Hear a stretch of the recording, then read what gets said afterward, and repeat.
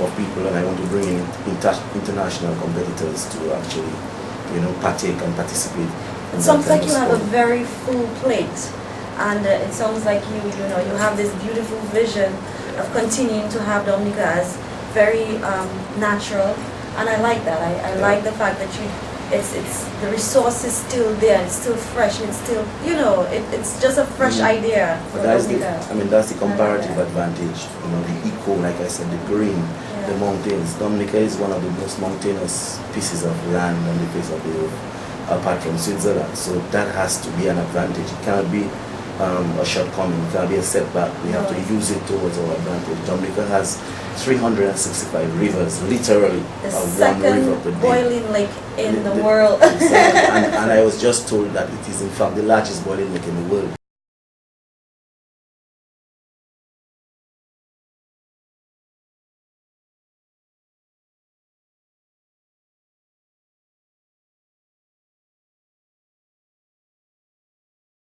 Many attributes, the Indian River, the Cabrits, Emerald Pool, Trafalgar Falls, the freshwater lake. There's a new lake that was just actually formed about 7 years ago, called the Miracle Lake. It's in the Layo Valley, where literally a whole mountain, maybe as big as Roseau, just sunk. Yeah, wow. And created a lake, and that is beautiful. And so the Ministry of Forestry have been kind of skeptical about people paddling or canoeing on the lake.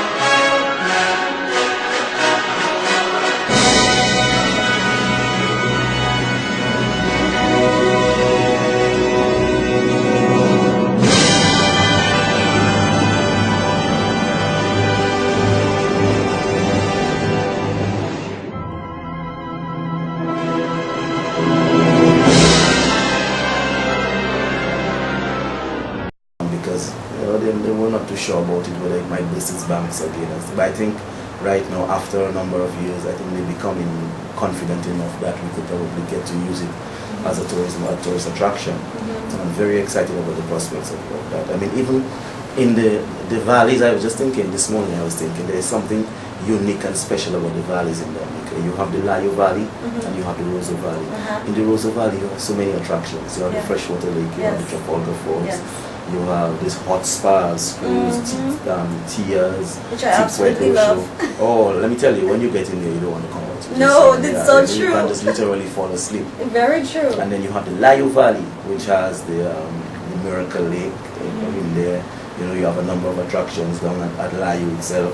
Then you have the whole Mero Beach, which is very popular on holidays. You have the bands going on to play. It's very popular even with the cruise visitors who just would like to go down to Mero Beach and sit on the sand and chill out. There's some hot springs also in the Layo Valley area. So, there's so many attractions to be developed. So very true. We're just thinking now about doing a biopark.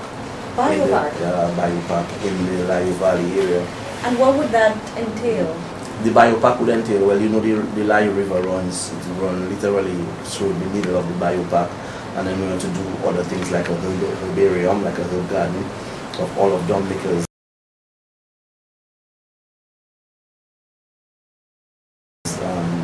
healing herbs and herbs that culinary herbs and all different, and bring back all what our grandparents and those of old and the forefathers used to use, the medicinal properties of the herbs.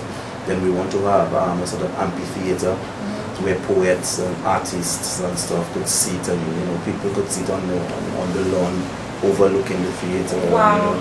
Just a kind of jazzy kind of feeling. That is awesome. Yeah. Well, the nice thing about Dominica Source is that we are really promoting the intellectual strength of Dominica. Yeah. So I believe that the poetry part will just perfectly blend with what we are.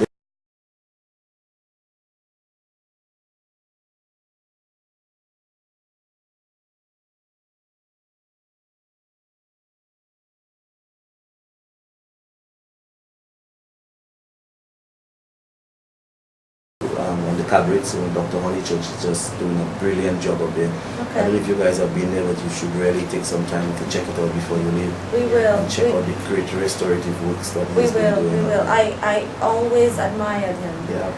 Because of his passion Oh, for the guy's a restoring. genius. Yes, he is. The guy's a genius. I brought a guy down here who's been working with Falmouth Bay in Jamaica to restore. It's also an old 18th century port, and they're restoring it. And then there's another port in St. Kitts, Oxante, I think it is, that is being restored. And the guy who's really pushing those two projects came down, so I told him, hey, you must go to the cabins to see, what Dr. Honeychurch has been doing. And when he got up there, he told Dr. Honeychurch, I mean, name your price, whatever it takes to get you to come to Jamaica to help me, And Dr. Honeychurch said, it's not about the money, it's just a labor of love. No amount of money in the world could get me out of here. And I think, you know what, we are pretty much that. The Dominica Sauce too is a labor of love. We just are so passionate about what we're doing, so passionate about Dominica, so passionate about, new ideas, good ideas of Dominica, and that's what we try to promote. I really want to commend you guys Thank you. on your Thank work. you. I think Thank you that so very much. great and brilliant Dominicans need to. You don't have to be at home to contribute.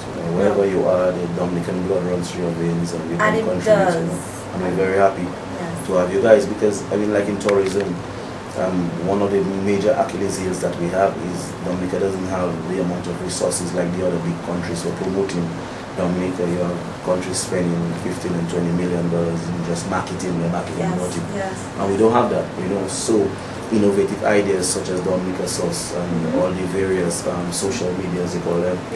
That is the ways of the new age. Networking. Right. Exactly what we're doing. Because a lot of people meet me even on my job and say, where are you from? I know that accent. And they want to know. And I said, this is Dominican, and they are just blown away by how naturally beautiful it is. But I wanted to switch the conversation a little bit more, and you tell me a little bit more about this. I know that you also are also a speaker for something that is immensely important in Dominica, which is Disability Association. And I want to hear a little bit about what that is about, and how long it has been in Dominica, and what is your role, and how passionate are you about that? Oh, I'm very passionate. Okay.